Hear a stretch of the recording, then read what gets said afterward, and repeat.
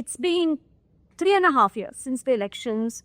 Then you had you had the Asian Games, you had the Olympic Games, and it seems every time there was not a consensus between the two parties, and the second party, it was a fairly long list. We kept getting letters from a lot of you guys about things that you didn't align with Miss Usha. Or what really happened? There was the turnaround. Well, because you were a part of the press conference, and I really won't want to elaborate more than what was said in the press conference. But having said that, I think it's important that we put the past behind and you look towards the future. But one thing that I wanted to clarify, that whether it was getting together for the Asian Games, getting together for the National Games, which were hosted twice in our tenure, or the Olympic Games, I think every time we found a consensus and a common ground to work towards the development of sport.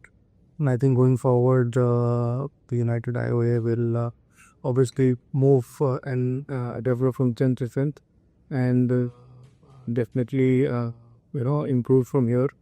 And I think there's a lot to be done, and slowly will happen. You had your first executive meeting after 1.5 years, if I'm not mistaken. Tell us a little bit about about that EC. Was there consensus with everything, or was it a bit attritional? How was it when you guys came and sat down? No, I don't think that there was any issue from that perspective. Everything has been sorted out and ironed out. So looking forward to some good times.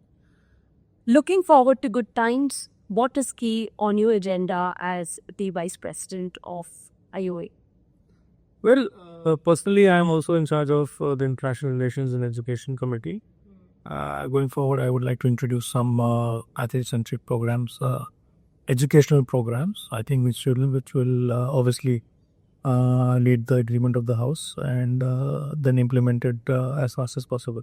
So, especially from the perspective of, say, sport policy, especially from the perspective of mental health development, Sharad just mentioned in the press conference that the Athletes Commission wants to do or take up some initiatives going forward. Also, I feel that there's a need of an anti-doping education program, which is something that I'll be working closely with the anti-doping committee of IOA and rolling this out in the next few months. Gagan, you mentioned about anti-doping. One of the biggest thing in India, and there has been few reports coming out that India perhaps is number one when it comes to the doping samples in the world that are tested positive. You have been an elite athlete. You have been at the top of the system. Why are athletes increasingly, given to gaming the system? Why do they want to do this? Where is the pressure? How can you mitigate that? Well, I think fitness sport at an international level has evolved. And sporting performances offered in athletes have evolved as well. And we've gone from strength to strength in terms of winning medals at all levels. Obviously, victories are backed by cash awards and incentives, which is also something which is very, very important for an athlete career. And that sometimes, with the lack of education, kind of probably pushes the athlete towards adopting unfair means. And I think education has a huge role to play in this. I think NADA is closely working with RADA on this at the moment to mitigate these issues.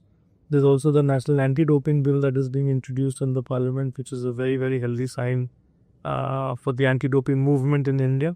And going forward, I'm sure that these kind of cases and situations and awareness about anti-doping will be increased as much as possible, and athletes will adopt or stay away from unfair means to perform. An athlete like you probably doesn't need to be told what to take, what not to take, what are the things that are banned within NADA's and WADA's rules, what's there. But, Indian sport doesn't happen in cities or from homes like yours. Majority of Indian sports happens from the hinterland where, they are not educated about stuff that is to be taken. How do you ensure that the information populates to the last mile? Because what I am reading is erythropoietin and beta blockers are the two biggest menace of Indian sport right now. Well, I would not like to get into details specifically about what is actually going on at the grassroots level. But having said that, I think the first step is definitely to have a governance structure, which is of course the bill. The second step and the most important step would be education, and not just education in cities, but vernacular education, which will go out into the hinterlands, like you said, which will educate the athletes on fair practices, and also from the perspective of adopting fair means and methods. Now, it does not just depend on the athlete. Coaches also have to be responsible, because a lot of times the athletes are guided by their respective coaches, and like I said, I mean, there is so much of Indian sport being taken up by young athletes and kids, and they are pushing themselves to the limits of performance. Parents are backing them, the schools and colleges are backing them, the sponsors are backing them. So I think awareness is necessary, and probably the most important part of the entire wheel. One last question. How is the sports bill and the National Sports Board that is formed as a result of the bill going to change the whole ecosystem of sports, and how will IOA work with the National Sports Board? Well, I purely speak from the perspective of an athlete. I think it's a very athlete-centric bill. I think there are many reforms that are being done from the perspective of putting athlete in the center of the entire sporting ecosystem, and having athlete representation in federations is going to be very, very beneficial to give them the mindset of thinking from an athlete's perspective. There's also women participation, because a lot of times we see that their infrastructure doesn't support performance of the women from that perspective, whether you talk about green toilets or whether you talk about an environment that they're working in. So having 30% women representation, which will, I think, only go on from now, which will only increase from now, is very, very essential. There's a safe sport policy in place, because any parent sending their kids into sport needs to understand the kind of safe sport policies which have been adopted by the Federation for minors, for women, and so on and so forth. And of course, there is then the sports tribunal, which is very, very going to be very, very critical from the perspective of not disturbing the athlete's performance or the training if there is a dispute between the federations and so on and so forth. So I think these few things are very, very essential going forward.